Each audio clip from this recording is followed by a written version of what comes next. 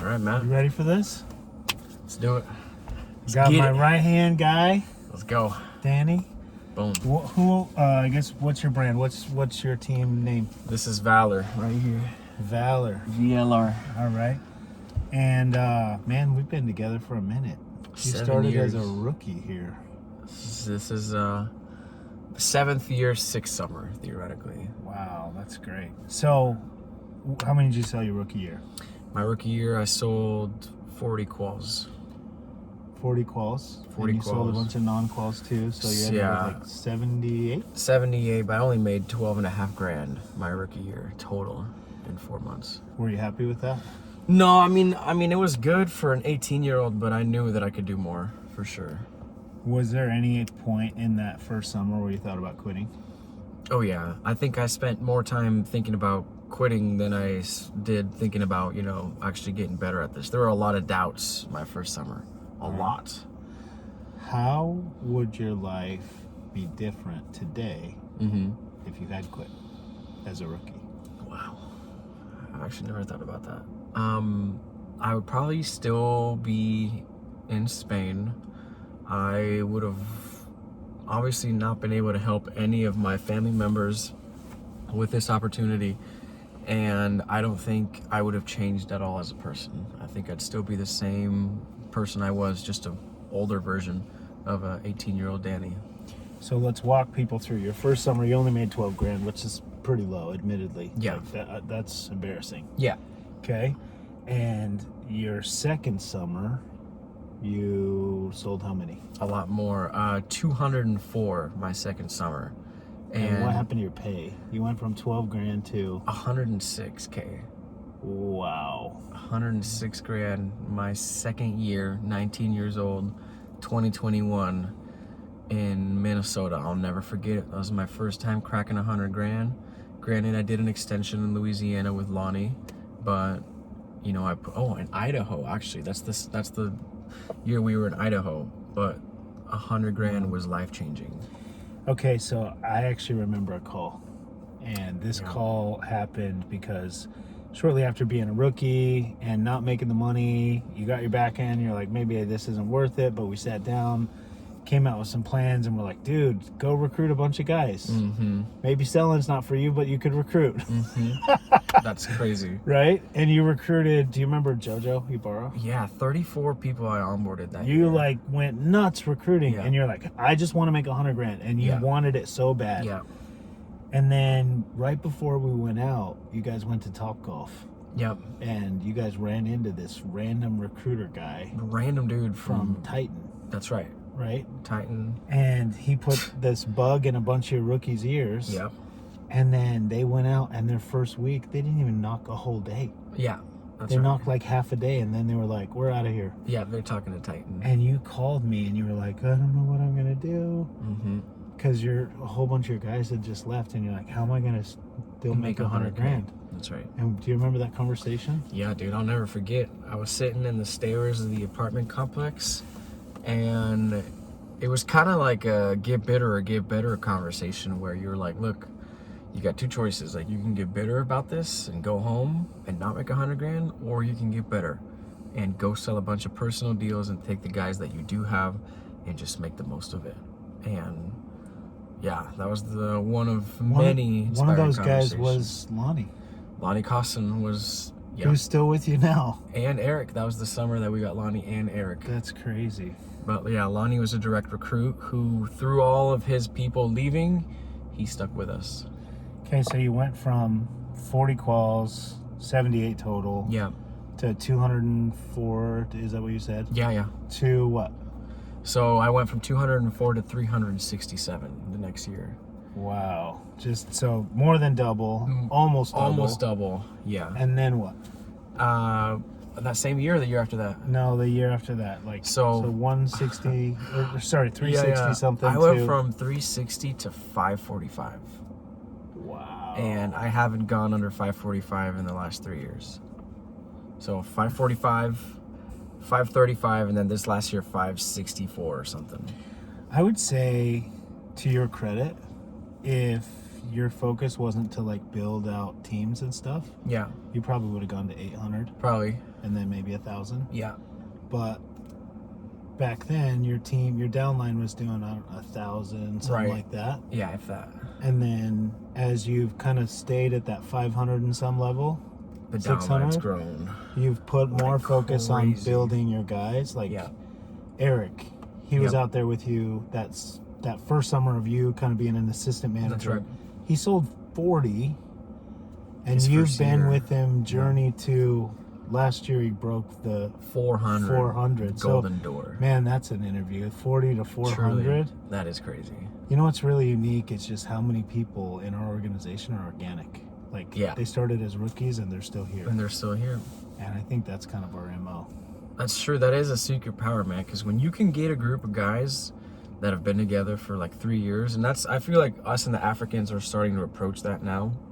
Like we've been, in the trenches together this will be our 3rd summer, and I think it just develops a different sort of core, right? Because like you can go and recruit people from different industries, but something special about having somebody homegrown, something organic.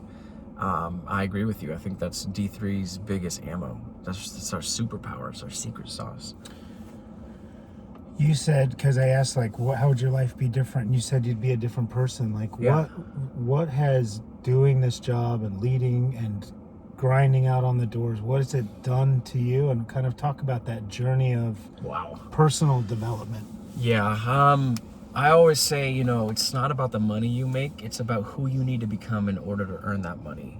And the person that I was when I was 18 years old, making 12K, was not worthy of making any more than that. So I've had to change from my habits to my environment to the people that I look up to. I've had to change my relationships. I've had to change my perception and my mentality. I think the version of myself I am now is a lot closer to my fullest potential, as opposed to, a couple years ago, I was living far, far below my potential. And therefore, I had this feeling inside of me that I wasn't doing good enough. One of the things that I feel like you've corrected in the last year or two that's been fun to watch is you only made 12 grand, so of course you're going to spend all that. But then you made 100 grand and you kind of went crazy and it was all gone. Gone. And then you made more than 100 grand Yeah. and kind of spent it all. Blew it. And more recently, like, your net worth's starting to grow, right? Absolutely. You have more cash than you've ever had. Yeah. You have 3 rental properties now. Yep. You have a lot more going on for you than you've ever had. Yeah, I can't take full credit for this. I have to give credit to you, Adam, and my wife, who is the biggest, she's a lot more organized than I am. But for sure, I think it's really fun to make a lot of money, but it's not very fun to have absolutely nothing to show for it. And I think that's a mistake that most people watching this video are gonna make, especially if they don't come from money, which is it's just gonna burn a hole in your pocket. I'd say just the simplest piece of advice is just to save 50% of your paycheck. Just that right there has changed my life so much, because like I now have, like you said, I have a cushion, right? I am no longer on that survival level. My bases are covered, and man, it's taken a lot of wasted money to get to where I am now, but it's one of the things that I am the most grateful for having improved in is just my financial habits, really. So you became, I would say, the first Golden Door winner in D3? Yeah, for sure. And then now there's been multiple Golden Door winners, but Yeah. you've won Golden Door how many years in a row now? 4? This will be the 4th. 4 years in a row. And then Eric is on pace to do it. To hit to say the You'll second, probably have a third time. 3 or 4, Yeah. maybe, I think so too. Golden Door winners. Yeah. I think one thing that's really cool about the guys that have had the opportunity to rub shoulders with you, go knock with you, be in your office, is like you're a systems, like you get out early, you put the time on the doors, you help them to grow and develop, and you got a lot of rippers. Yeah, we Like do. your per rep averages are generally some of the highest in the company. For sure. That's the goal. So let's kind of wrap this up with a question that's really just pertinent to the rookies. Okay. Today is the 30th of May. 2026. How many accounts did you sell your first month, the month of May, your rookie year? 2 Okay. in a month. Holy smokes. 2. 2. Yeah. If you could go back to May 30th 2 accounts. Yeah. of that summer and talk to yourself, what would you tell that kid? You know, it's hard because, like, I want to be real, but the reality is 18-year-old me would not have believed that this is possible. So I guess what I would go to my 18-year-old self and say is believe. Like, just like the will to do stems from the belief that you can do. And my life only started opening up once I started believing that it could. And it's crazy because, I mean, I remember what I was thinking about this job as an 18-year-old. You know, in my mind, this job only allowed me to make 20, 30K in a summer, right? I never believed that it could even be more than that, right? And I think once that belief opened up, that I was like, whoa, I really could make 100 grand in a summer, right? Not in a year, in a summer. Then my actions started backing up that belief. My biggest piece of advice to a rookie is it's intimidating and it's hard, but setting big goals and believing that those goals can happen, man, it's just so powerful. I mean, a lot of people have goals, but a lot of people also deep down know that they're gonna have to change and they're gonna have to go through some hardships in order to hit those goals. And a lot of people, I think, make a conscious decision to not believe because it's more comfortable to stay in the life that you are now than it is to change and to do something uncomfortable in order for you to grow. And man, as I'm saying this out loud, that's definitely what it was for me. Is I wanted comfort. Therefore, the belief of me doing more than what was comfortable was not even in the picture because it required me to be uncomfortable. And at that moment, that's the last thing I was trying to do. So it's like that upgrade your perception and then your reality will Absolutely. naturally upgrade. Absolutely. And then that'll allow you to upgrade your perception even more.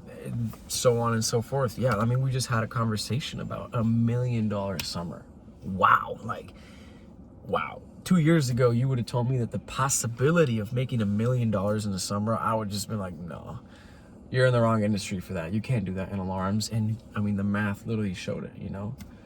I'm almost halfway there right now. So that'll definitely be the goal for next summer. And then who knows, man, maybe 2 million might be a thing. Who knows? Who knows?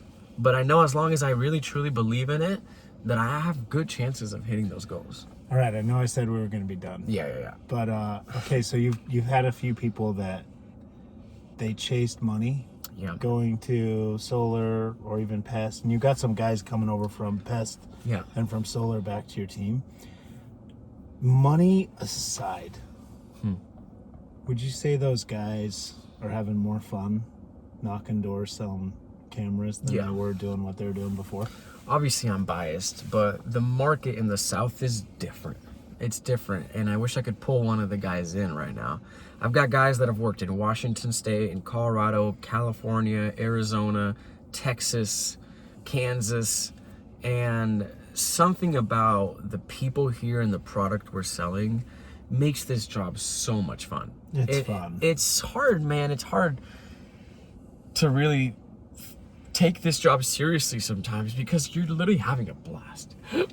Like, there's days where I come back home after making $2,000 up front.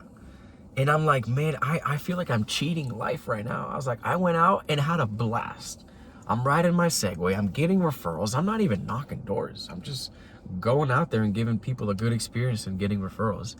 And I am making so much money. I mean, I make 4 times as much as both my parents combined. And being able to do that while having so much fun is unique, man. I truly believe, man, there's no one else in this country that has what we have. And I want to gatekeep it, you know? Like, part of me wants to recruit, but part of me is like, no, don't come to Mississippi. Don't share this video with Yeah, so many for real. people. Yeah. This is only for once someone's already been recruited.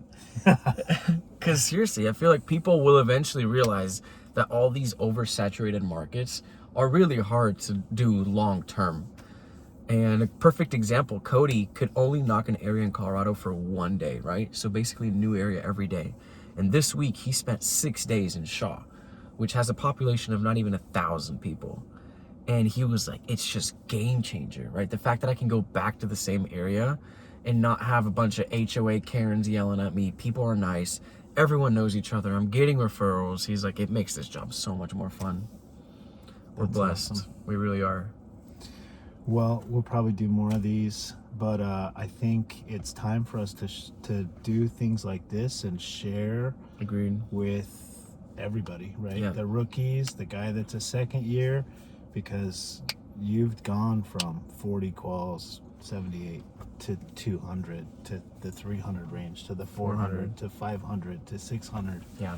And now you're kind of on a journey of helping a whole bunch of other That's right. rookies go Get to from 400. 40, right? Like you got to help Quan, who's That's right. on Makai's team. Yep. He came out here, worked with you guys. How satisfying is it to know that yesterday Quan beat? Last Last year's year. I saw it. It's May, It's insane. I and he mean, already beat last year. it, you know, my perception's obviously different now, and I'm in a really unique position where I'm like still the captain of the team, but I'm also the coach. And I think one of the most gratifying and fulfilling things as a manager, leader, whatever, is when someone picks up what you're putting down. And yeah, shout out Quan. Quan and Tanya are the two greatest examples of like not only asking good questions, but applying everything that I'm telling them immediately. I mean, Quan didn't even wait a day. We had a training about how to get referrals and knocking non-quals, and the next day he was selling 4 to 5 a day. And I have more fulfillment when someone else has their best day than when I have my best day. Especially when I know that I played a part in it. Speaking of best days, Yeah. how many did you guys sell yesterday? We had 30 accounts sold. I don't know if that's your best day, but you were missing a few guys. Oh yeah, it was Chop wasn't here. it Lonnie was- was at a wedding. Chop wasn't here. Lonnie was at a wedding. Brochet didn't work, so I think we can be hitting 40 accounts a day in no time. Forming and norming. That's the next thing. Yes, sir. We're too blessed to be depressed. I love it. Thanks, guys. Peace.